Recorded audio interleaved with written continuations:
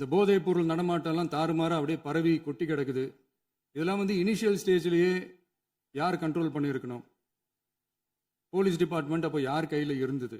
இத்தனை கேள்வி நம்மளை பார்த்து கேட்குறாங்களே, ஒரே ஒரு கேள்வி தான் நான் கேட்கணும்னு தோணுது.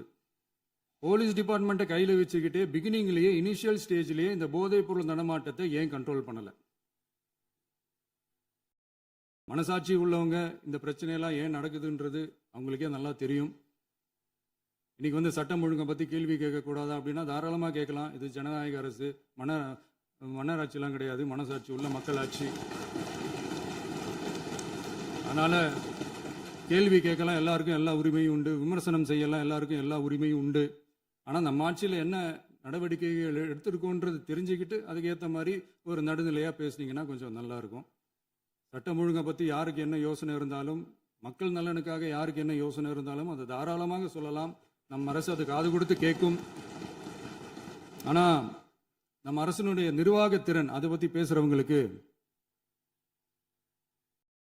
இந்த ஊரடிச்சு உலையில போட்டு ஊழல் மேல ஊழலா செஞ்சுக்கிட்டு அதுல இருந்து தப்பிக்கிறதுக்கு பேர் தான் நிர்வாகத்திறன் அப்படின்னு சொன்னா, அப்படிப்பட்ட ஒரு ஊழல் செய்யற நிர்வாகத்திறனை நம்ம அரசு ஒரு நாளும் செய்யாது.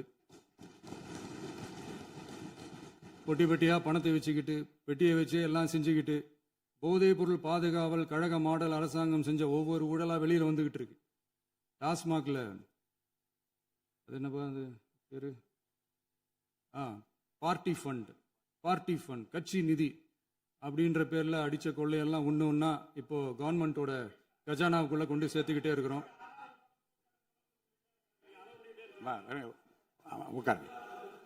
மாண்புமிகு முதல்வர்கள் பதிலுரைக்கு பிறகு நேரம் தரேன். அப்ப பேசட்டும், அவங்க பேசட்டும், அவங்கள பேச அனுமதி. உட்காருங்க.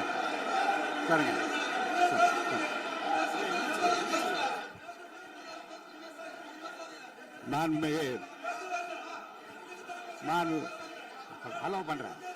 உட்காருங்க. மாண்பு உறுப்பினர்கள் நீங்க இங்க உட்காருங்க, அமைதியா உட்காரு. நீங்க எல்லாம் உட்காருங்க.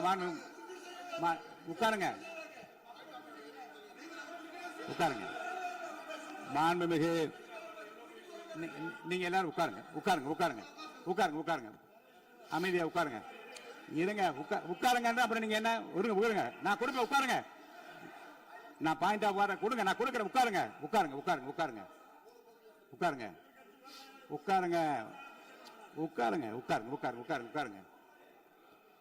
மாண்புமிகு முதல்வர் அவர்கள் கோர்வையாக நிதானமாக சொல்லிக்கொண்டே இருக்கிறார். நீங்க குறிப்பெடுத்து வைத்துக் கொள்ளுங்கள். பேசி முடித்தவுடன் நான் உங்களுக்கு அவகாசம் தருகிறேன். நீங்க ஒண்ணு சொல்லுங்க, என்ன என்று நீங்க சொல்லுங்க. உங்க சொல்லுகிற வாய்ப்பை நான் உங்களுக்கு தருகிறேன். இப்போது மாண்புமிகு முதலமைச்சர் உங்கள் உரையை தொடரலாம்.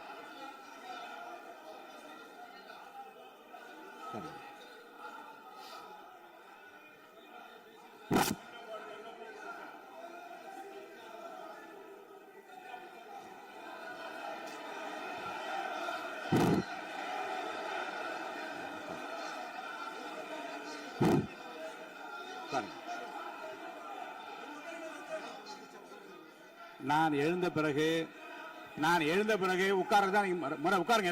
எல்லாரும் உட்காருங்க. தேசிய உட்கார். நான் அலோவ் பண்றேன். உட்காருங்க.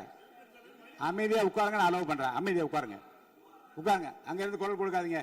உட்காருங்க.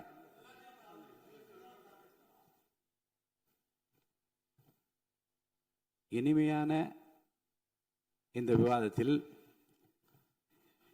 இதுவரை குறுக்கீடுகள் இல்லாமல்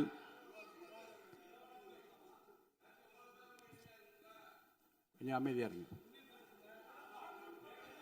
மாண்புமிகு முதல்வர் அவர்கள் பேசி முடித்தவுடன் பாயிண்ட் ஆஃப் ஆர்டர் கேட்டிருக்கேன், நான் அனுமதிக்கிறேன். எதிர்கட்சி தலைவருக்கு மட்டும் நான் அனுமதி தருகிறேன். அவர் எழுந்து பேசலாம். மாண்பு முதலமைச்சர் நீங்க கண்டினியூ பண்ணி முடிக்கலாம். நீ எல்லாரும் எழுந்துச்சீங்கன்னா சரி வராது. உட்காருங்க. நான் சொல்லியிருக்கேன். உட்காருங்க.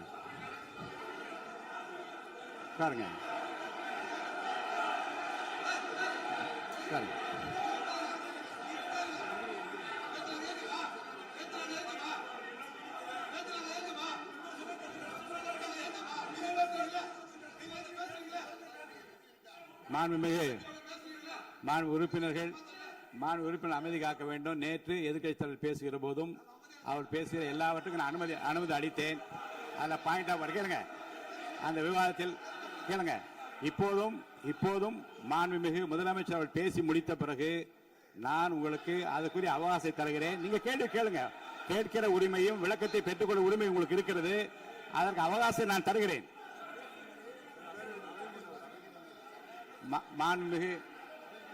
மாண்புமிகு உறுப்பினர் அமருங்க. நான் என் தீர்ப்பை சொல்லுகிறேன். மாண்புமிகு முதலமைச்சர் அவர்கள் பேசி முடித்தவுடன் எதிர்க்கட்சி தலைவருக்கு அந்த வாய்ப்பை நான் தருகிறேன். நிச்சயமா அந்த கேள்வி கேட்கலாம். உட்காருங்க எல்லாரும். பேரவை முன்னவர் பேசுங்க. மாண்பு பேரவைத் தலைவர் அவர்களே, இன்று இவர்கள் முயற்சி செய்வது அவர் ஆளுங்கட்சியாக இருக்கின்ற போது இருங்க, நான் சொல்லிடுறேன் ப்ளீஸ். ஒரே நிமிஷம் நான் சொல்லிடுறேன் ப்ளீஸ். ஆளும் கட்சியாக இருக்கின்ற போது நீங்கள் சொன்ன ஒரே வார்த்தை, நாங்கள் பேசி முடித்ததற்கு பிறகு குறிப்பிடுத்துவிட்டு நீங்கள் எந்த கேள்வி வேண்டுமானாலும் கேட்கலாம் என்று ஒரு முறையை நீங்கள் பின்பற்றினீர்கள். அதே முறையை இப்போது பின்பற்ற வேண்டும் என்று கேட்டுக்கொள்கிறேன். பள்ளிக்கல்வித்துறை அமைச்சர். மாண்புமிகு பேரவைத் தலைவர் அவர்களே, நேற்றைய தினம் கூட எதிர்க்கட்சி தலைவர் சொன்னதை முழுமையாக கேட்டு இறுதியில் ஒரு வாய்ப்பு தந்தீங்க. அதுவும் இல்லாம இந்த நேரத்தில் நேரலையில் நீங்களும் பாக்குறீங்க. அங்கிருந்து ஒருமையில் விழித்து இந்த பக்கம் இருக்க உறுப்பினர்களை பார்த்து அப்படின்னு ஒருமையில் விழிப்பதை உங்கள் மூலமாக கண்டிக்கிறேன். அந்த வார்த்தையை அவை குறிப்பிலிருந்து நீக்கணும். கண்ணியம் காத்து முதல்வர் முழுமையாக பேசுவதை காத்து கண்ணியம் காத்து இந்த சபைக்கு ஒரு மரபு இருக்கிறது. அதை மூத்த உறுப்பினர்கள் பின்பற்றபடி உங்கள் மூலமாக கேட்டுக்கொள்கிறேன். மாண்புமிகு முதலமைச்சர் அவர்கள் உரையை தொடரலாம். நான் தரேன். நான் உறுதியாக மாண்புமிகு முதலமைச்சர் அவர்கள் பேசி முடித்தவுடன் எதிர்க்கட்சி தலைவருக்கு அந்த வாய்ப்பு தரப்படும் என்பதை உறுதியாக சொல்லிவிட்டேன். இடையிலே குறுக்கீடு செய்யாமல் அந்த பேச்சு முழுமையாக பேசி முடிக்க நீங்கள் அனுமதி வழங்க வேண்டும் என்று கேட்டுக்கொள்கிறேன். அமைதியா உட்காருங்க. அவங்க பேசி முடிக்கட்டும், நீங்க கேளுங்க. நான் என்ன சொல்றேன், கேட்கிற உரிமையும் விளக்கத்தை கேட்டு பெற உரிமை உங்களுக்கு இருக்கிறது. ஆனா இடையிலே குறுக்கீடு செய்யாமல் அதை முடிக்கும்படி நான் கேட்டுக்கொள்கிறேன். மாண்புமிகு முதலமைச்சர் அவர்கள் தொடர்ந்து நீங்க பேசலாம்.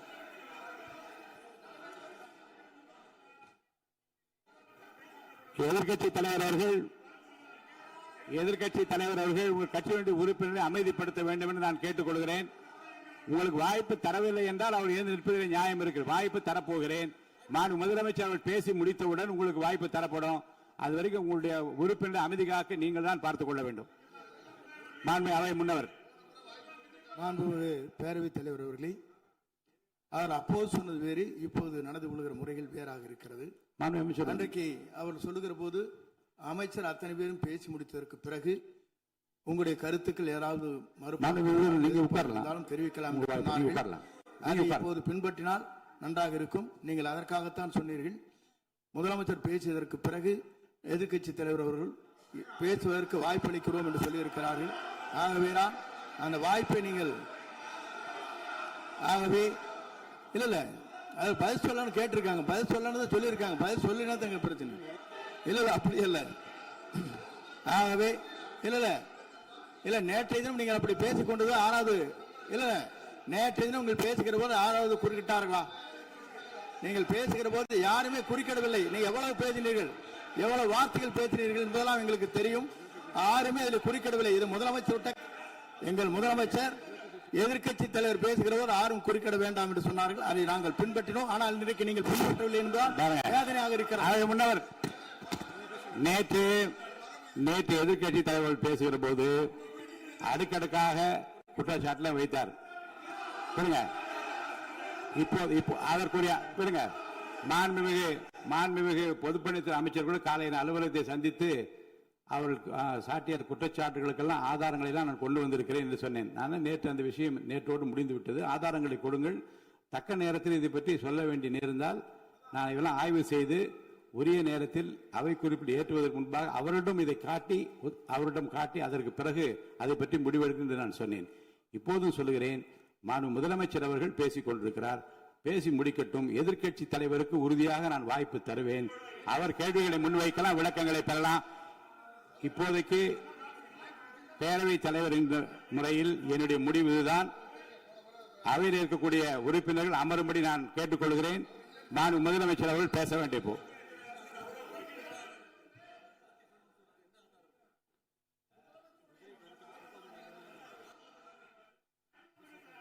மாண்புமிகு இருங்க. அதை முன்னவர் முடிக்கிட்டாங்க. பேரவைத் தலைவர் அவர்களே, நேற்றைய தினம் நீங்கள் முழுமையாக பேசினீர்கள். உங்கள் பேச்சுக்கள் எப்படி இருந்தது என்பதும் நாடறியும். இருந்தாலும் கூட நாங்கள் அமைதியாக இருந்தோம். இல்ல நீங்க இருங்க, ஒவ்வொரு வார்த்தைக்கு இருங்க. நீங்க மின்வெட்டையில நீங்க சொன்னீங்க, உங்களுடைய முன்னாள் அமைச்சர் ஆற்காடு வீராசாமி இருக்கிற போது மின்வெட்டால் தான் நாங்கள் ஆட்சியே மாறியது என்றெல்லாம் சொன்ன கதையெல்லாம் இருக்கு. அதெல்லாம் சொன்னோம்னாங்க, நாங்களே அமைதியா இருந்தோம். அதுக்காக நீங்க தயவு செய்து எதிர்கட்சி தலைவருக்கு வாய்ப்பளிக்கிறார்கள். அந்த வாய்ப்பை நீங்கள் முதலமைச்சர் பேசுவதற்கு பிறகு பேசினால் அழகாக இருக்கும். அவை முன்ன பள்ளி கல்வித்துறை அமைச்சர் மாண்புமிகு பேரவை தலைவர் அவர்களே, அவர் ஒரே ஒரு வார்த்தையை தான் சொன்னார். பார்ட்டி ஃபண்ட் என்ற வார்த்தையை கேட்டு எதிர்க்கட்சி நண்பர்கள் கோபப்படுகிறார்கள். ஆனால் அதன் மீது உங்களுக்கு பாயிண்ட் ஆஃப் ஆர்டர் தருவதாகவும் நீங்கள் சட்டப்பேரவை தலைவர் சொல்கிறீர்கள். நேற்றைய தினம் இதே போல வெற்றி தலைவர் அவர்களினுடைய வழிகாட்டில் வளர்ந்த நாங்கள் சகிப்புத்தன்மையோடு அவர்கள் பல வார்த்தைகள் சொன்னார்கள். புதிதாக சோஃபா மாடல் என்றார்கள், குதிரை பேரம் என்றார்கள், எத்தனையோ வார்த்தைகள் சொன்ன போது சகிப்புத்தன்மையோடு அதை கேட்டு பொறுமையாக இருந்தோம். இவர்கள் குதிரை பேரம் எல்லாம் அவைக்குள் நீக்கப்பட்டு விட்டது. சரி, சோஃபா மாடல் என்று சொன்னார்கள். ஆதாரம் கேட்டு இப்படி எழுந்து நாங்கள் கொந்தளிக்காமல் ஒரு சட்டமன்றத்தில் ஒரு உறுப்பினர் எப்படி நடந்து கொள்ள வேண்டும் என்பதற்கு எடுத்துக்காட்டாக தமிழக வெற்றி கழகத்தின் உறுப்பினர்கள் நடந்து கொண்டார்கள். இப்போது மதிப்பிற்குரிய எதிர்க்கட்சி தலைவர் அவர்களே, உங்கள் ஊடாக நான் கேட்பது என்னவென்றால், அவர்களினுடைய கட்சி உறுப்பினர்களை அவர் அமைதிப்படுத்தி முதல்வர் அவர்கள் உரையை முழுமையாக கேட்டு சகிப்புத்தன்மைக்கு சட்டமன்றத்தில் இந்த பக்கம் மட்டுமல்ல அந்த பக்கமும் எடுத்துக்காட்டாக இருப்பதற்கு அவர் வழிவகை செய்ய வேண்டும் என்று உங்கள் மூலமாக கேட்டுக்கொள்கிறேன். பொதுப்பணித்துறை அமைச்சர்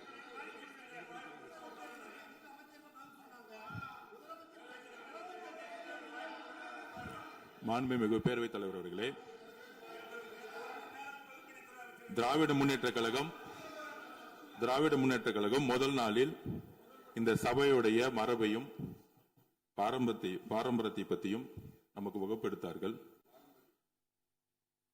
அந்த மரபுப்படி எங்களுடைய தலைவருடைய வழியில் இந்த சட்டசபையுடைய நிகழ்வுகளில் நாங்கள் கலந்து கொண்டிருக்கிறோம்.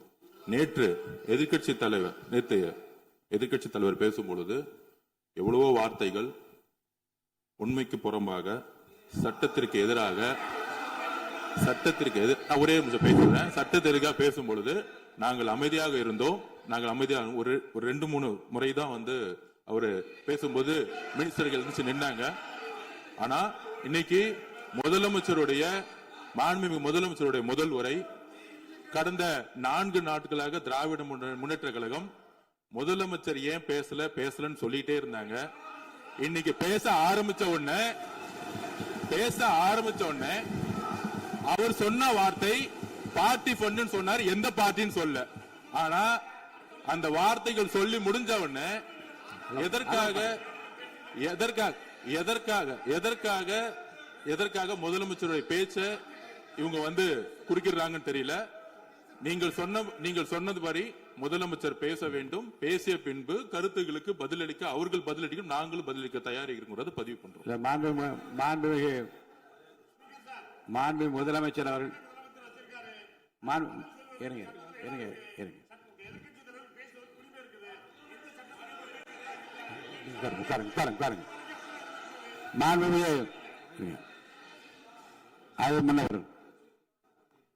மரபு இருக்கிறது, எப்போது வேணும் பாயிண்ட் ஆஃப் ஆர்டர் இருக்கலாம். இருந்தாலும் கூட நீங்க அந்த மரபை நீங்க கடைபிடித்தீங்களா உங்க ஆட்சியில? நீங்க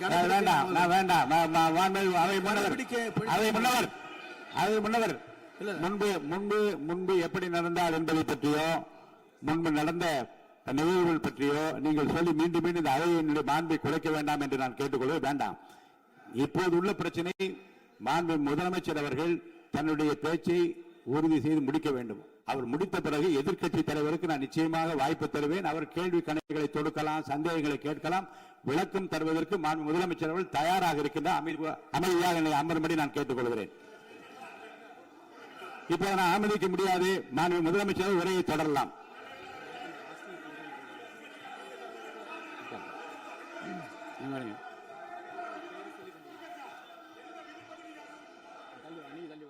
மாண்புமிகு உறுப்பினர் ஆஸ்டின் உங்க இடத்துல போய் உட்காருங்க. மாண்புமிகு உறுப்பினர் ஆஸ்டின், நீங்க ஒரு மூத்த உறுப்பினர், சபை விதிகளை நன்கு தெரிந்த ஒரு உறுப்பினர், நீங்க போய் இடத்துல உட்காருங்க. முதல்ல மாண்புமிகு முதலமைச்சர் அவர்கள் உரையை தொடரலாம். இப்போது எந்த விதமான பாயிண்ட் ஆஃப் ஆர்டர்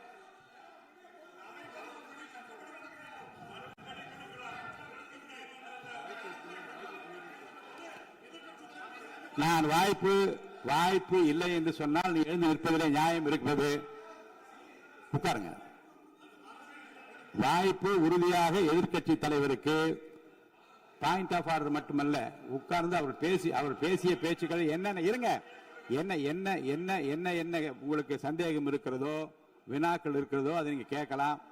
அவர் பதில் சொல்வதற்கு தயாராக இருக்கிறார். பேசி முடிக்கின்ற வரை அமைதி காக்கும்படி உங்களை நான் கேட்டுக்கொள்கிறேன். மாண்புமிகு எதிர்க்கட்சி தலைவர் முழு ஒத்துழைப்பை நீங்கள் தர வேண்டும் என்று நான் எதிர்பார்க்கிறேன்.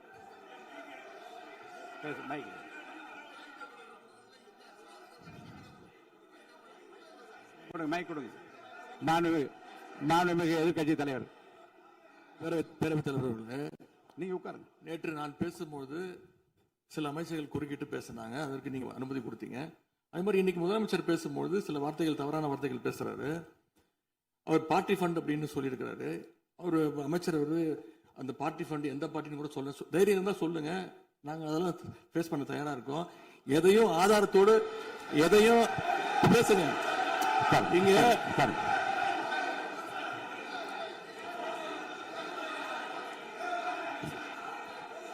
அது மாதிரி பேரவைத் தலைவர் அவர்களே, நேற்று நான் பேசி முடிஞ்சோடனே நீங்க அவை முடிஞ்சிருச்சுன்னு சொல்லிட்டீங்க. நாங்கெல்லாம் வீட்டுக்கு போயிட்டோம்.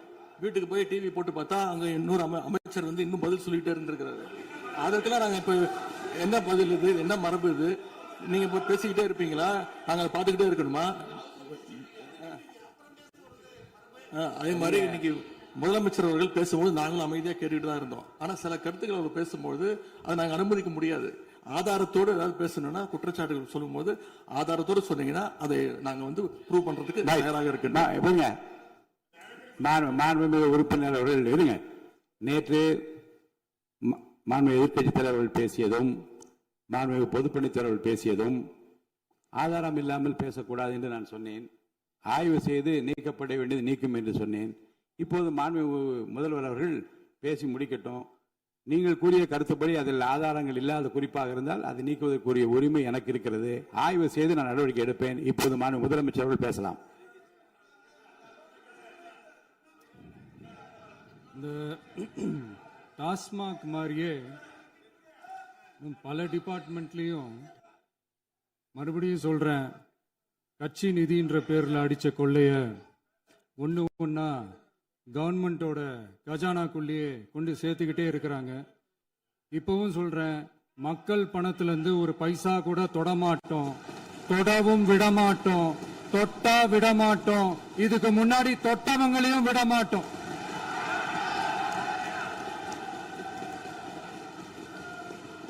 ஒவ்வொரு ஊழலா வெளியில வரும் போலயே,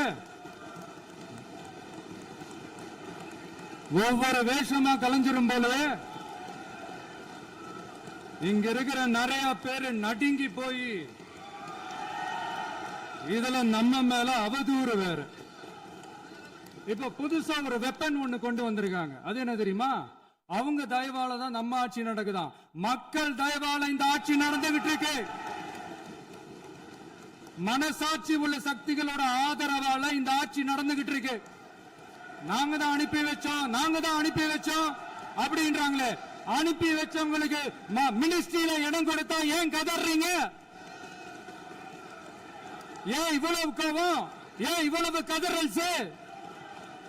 இதுல இன்னொரு முக்கியமான விஷயம், மார்க்சிஸ்ட் கம்யூனிஸ்ட் கட்சி நமக்கு ஆதரவு கொடுத்தது சுயேட்சையா எடுத்த முடிவுன்னு சொல்றாங்க. அதே மாதிரி இந்திய கம்யூனிஸ்ட் கட்சி நமக்கு ஆதரவு கொடுத்தது சுழற்சியா எடுத்த முடிவுன்னு சொல்றாங்க. இதுல எங்க இருந்து நாங்க தான் அனுப்பி வச்சோம்னா புரியலையே. மக்களுக்கு நல்லா புரியும், எல்லாத்தையும் தெளிவா பார்த்துக்கிட்டு இருக்கிறாங்க.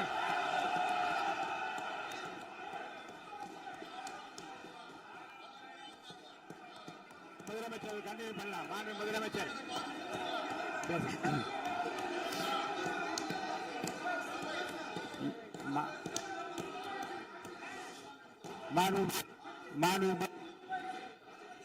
முதலமைச்சர் கண்டினியூ பண்ணலாம்.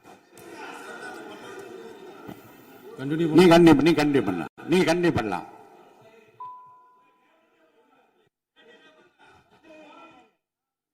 இந்த சமூக நீதி அரசுன்னு சொல்றவங்களை பார்த்து கேட்கிறேன், நம்ம பட்டியலின சகோதரர்களுக்கு எத்தனை அமைச்சர் பதவி கொடுத்தீங்கன்னு கொஞ்சம் சொல்ல முடியுமா? ஆனா நம்மளுடைய அரசுல 8 அமைச்சர் பதவிகள் யாருக்கு? நம்ம பட்டியலின சகோதரர்களுக்கு. எல்லாம் நம்ம அண்ணன், நம்ம தம்பி, நம்ம தங்கச்சிங்க. அண்ணல் அம்பேத்கர் அவர்களுடைய கிட்டத்தட்ட 100 ஆண்டு கால கனவு இப்ப நிறைவேறி இருக்கு. நான் ஏன் கொஞ்சம் சவுண்டா பேசுறேன் அப்படின்னா அவங்களுக்கு கேட்கணுன்றதுக்காக தப்பா எடுத்துக்காது. அதே மாதிரி பெண்களோட பாதுகாவலர் நாங்க தான் அப்படின்னு சொல்லிக்கிறவங்களை கேட்கிறேன், எத்தனை பெண்களுக்கு அமைச்சர் பதவியில இடம் கொடுத்தீங்க கொஞ்சம் சொல்ல முடியுமா? எங்க அரசுல 4 சகோதரிகளுக்கு அமைச்சர் பதவி கொடுத்திருக்கிறோம்.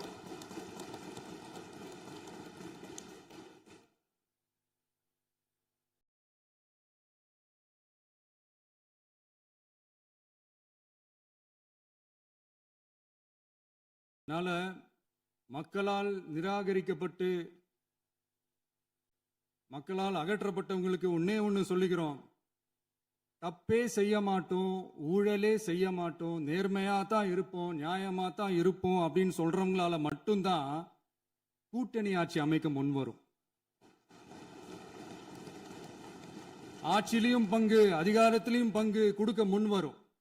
ஊழல்லையே ஊறி போனவங்களால இந்த கூட்டணி ஆட்சியோ ஆட்சியிலையும் பங்கோ அதிகாரத்திலையும் பங்கு கொடுக்க முன்வராது.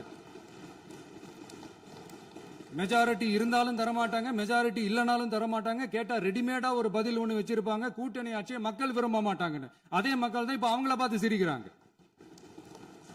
நான் பதவி ஏத்த அன்னைக்கு கொஞ்சம் டைம் அவகாசம் கேட்டேன். எதுக்கு கேட்டேன்? நிதி நிலைமைலாம் கொஞ்சம் மோசமா இருக்குது, அதெல்லாம் கொஞ்சம் சரி செஞ்சுக்கிட்டே படிப்படியா கொஞ்சம் கொஞ்சமா நான் கொடுத்த வாக்குறுதிகள்லாம் செயல்படுத்துவேன், அதுக்காக கொஞ்சம் டைம் அவகாசம் கேட்டேன். நான் ஏதோ வேற எதுக்காகவோ வேற யாருக்காகவோ ஏதோ அவகாசம் கேட்ட மாதிரி. அடுத்து இங்க சபையில இல்லாதவங்களை பத்தி பேச வேண்டாம்னு நினைக்கிறேன்.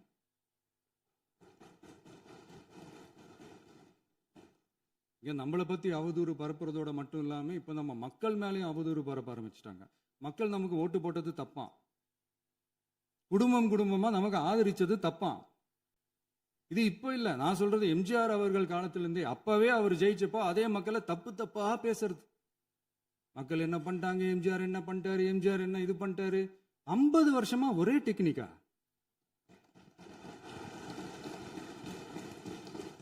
டெக்னாலஜி எல்லாம் மாறி வேற எங்கேயோ போயிட்டு இருக்கு பஸ்.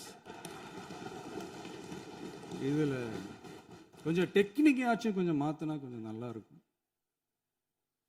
அதனால மக்களுக்கு யூஸ்ஃபுல்லா இருக்கிற மாதிரி இந்த ஆக்கப்பூர்வமான கருத்துக்களோ ஆக்கப்பூர்வமான யோசனைகளோ இருந்தா சொல்லுங்க, அதை நாங்க டெஃபரெண்டா எடுத்துக்கிறோம். ஆனா அதை விட்டுட்டு இந்த நக்கல் நையாண்டி சம்பந்தம் இல்லாத பேச்சு இதெல்லாம் பேசிட்டு அப்புறம் முதல்வர் பதில் சொல்லல, முதல்வருக்கு பதில் சொல்ல தெரியல அப்படின்னா அப்புறம் என்ன சோஃபா மாடல் ஆட்சியா? அது என்னன்னு புரியறதுக்கே எனக்கு ரொம்ப நாள் ஆச்சு.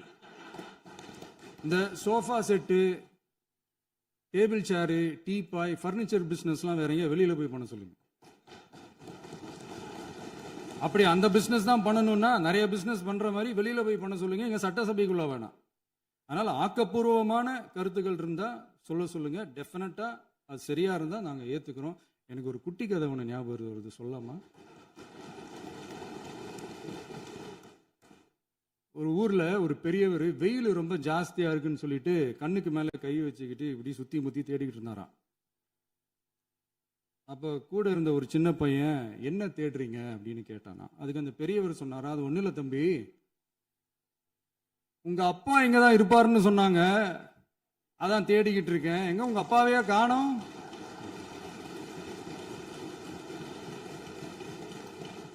இல்ல அந்த எங்களுக்கும் நக்கலா நையாண்டியா சம்பந்தம் இல்லாத குட்டி கதை இதெல்லாம் எங்களுக்கும் பேச தெரியும். அந்த கதையில பெரியவர் அப்படி சொன்னாராம், தப்பா எடுத்துக்காதீங்க. அந்த கதையில பெரியவர் அப்படி கேட்டாராம். அதனால யாரும் இங்க டென்ஷன் ஆக வேணாம். அதனால இன்னொரு இந்த என்னுடைய உரையை முடிக்கிறதுக்கு முன்னாடி போயிட்டாங்க, பேசலாமா? நிறைய உங்க கருத்துக்களை நீங்க முழுமையாக மன நிறைவோடு பேசலாம். டிவியில பார்ப்போம். சரி, அதான் 5 நிமிஷம் பேசுனதுக்கே கொலத்தூரி இந்த ஆட்டம் ஆயிடுச்சு. பேசுனா அப்புறம் என்ன பண்றது? கடைசியா நான் இந்த உரையை முடிக்கிறதுக்கு முன்னாடி ஒரு முக்கியமான ஒரு விஷயம் பத்தி சொல்லணும். ஆளுநர் உரை அன்னைக்கு இந்த தமிழ் தாய் வாழ்த்துக்கு அப்புறம் தேசிய கீதம் பாடினது தப்பு, தேசிய கீதம் 2 முறை பாடினது தப்பு, அப்படி ஒரு நிகழ்வு இதுக்கு முன்னாடி இந்த சட்டசபையில நடந்ததே கிடையாது, அந்த மரபே மாத்திட்டீங்க, இப்படி ஒரு பெரிய ஒரு போர் மாதிரி எதிர்கட்சியை சார்ந்தவங்கலாம் சொன்னாங்க இல்லையா. அந்த மாநில உரிமை போராளிகளை, அந்த மரபு காக்கிற உரிமை போராளிகளை ஒரே ஒரு கேள்விதான் கேட்கணும். 2021 ஆகஸ்ட் 2 ஞாபகம் இருக்கா? Centenary celebration of Tamil Nadu legislature. அந்த ஃபங்க்ஷன்ல நம்ம முன்னாள் முதலமைச்சர் கருணாநிதி அவர்களோட கலைஞர் அவர்களுடைய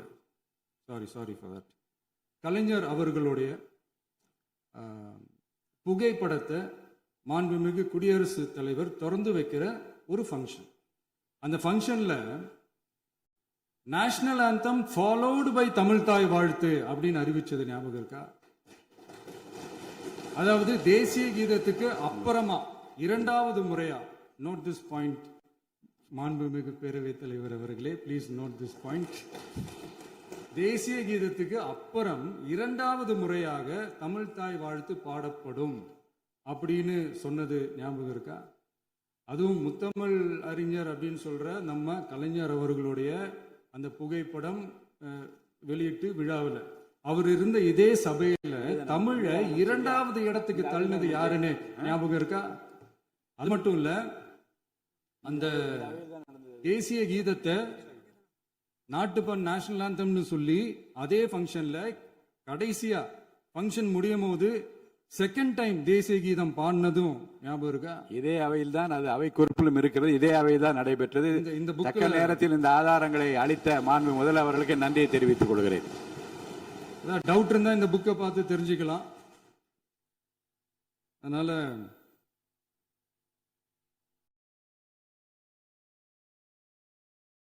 இதெல்லாம் கேட்டா என்ன சொல்லுவாங்கன்னா, அது ஜனாதிபதி கலந்துகிட்ட ஃபங்க்ஷன், அதெல்லாம் அப்படிதான், அதெல்லாம் கண்டுக்க கூடாது அப்படின்னு சொல்லுவாங்க. இதே மாதிரிதான் பேசுறது ஒண்ணு, செய்யறது ஒண்ணு, பேசுறது ஒண்ணு. இதெல்லாம் மக்கள் பார்த்துக்கிட்டு இருக்காங்க. எலெக்ஷனுக்கு முன்னாடி தான் அப்படி செஞ்சுக்கிட்டு இருந்தாங்க, இப்போ எலெக்ஷனுக்கு அப்புறம் அதே தான் செய்யறாங்க. இந்த விஜயையும் சாமானியர்களின் உண்மையான சமூக நீதி அரசையும் அவமானப்படுத்துறதுக்கு தான் அவங்களோட அந்த பொலிட்டிக்கல் சீனியாரிட்டி அது பயன்படுத்துது போல. சரி, செய்யட்டும், நல்லா செய்யட்டும். இப்போ ஆனாலும் நம்மளுடைய மாநில உரிமை, மொழி உரிமை, உத்தம உத்தரர் போல வேஷம் போடுற எதிர்கட்சிக்கு ஒன்றை மட்டும் ஆணித்தரமாக சொல்றோம். உங்களை மாதிரி தமிழ்னு சொல்லிக்கிட்டு, மொழி, பண்பாடு, கலாச்சாரம்னு சொல்லிக்கிட்டு ரெட்டை வேஷம் போடுறவங்க நாங்க கிடையாது. உலகெங்கும் வாழும் என் தமிழ் சொந்தங்களுக்கு நம்முடைய உத்தரவாதம் தமிழ் தான் எங்க உயிர் நாடி அப்படின்றத மறக்க மாட்டோம். இப்பவும் சொல்றோம், மாநில உரிமையில எப்பவும் உறுதியா இருப்போம். அதே சமயத்துல அரசியல் வேற, ஒன்றிய மாநில அரசுகளுக்கு இடையே இருக்கிற நிர்வாக அணுகுமுறை வேற. இதுல நாங்க ரொம்ப தெளிவா இருக்கிறோம். அதனால எங்களுக்கு பாடம் எடுக்கிறதா நினைச்சுக்கிட்டு உங்க வேஷத்தை நீங்களே கொஞ்சம் கொஞ்சமா கலைச்சிக்கிட்டே வர்றீங்க, மறந்துடாதீங்க. அப்புறம் நேத்து எதிர்க்கட்சி தலைவர், மாண்புமிகு எதிர்க்கட்சி தலைவர் பேசும்போது நிறைய பேசினாங்க. அதுல ஒண்ணு மட்டும் அரசு சொல்றதா நினைச்சுக்கிட்டு நம்மளை இன்டைரக்டா ஈவில் அப்படின்ற அந்த வார்த்தையை யூஸ் பண்ணாங்க. எனக்கு ஒன்னே ஒண்ணுதான் சொல்லணும்னு தோணுது. ஈவில்ஸ்னு டெவில்ஸ் பேசக்கூடாது.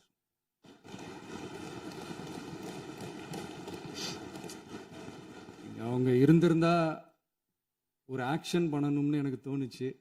எல்லாரும் போயிட்டாங்க. பர்மிஷன் பண்ணலாமா? இப்பவும் பண்ணலாம், ஒன்றும் தப்பு இல்லை. சொல்லட்டுமா?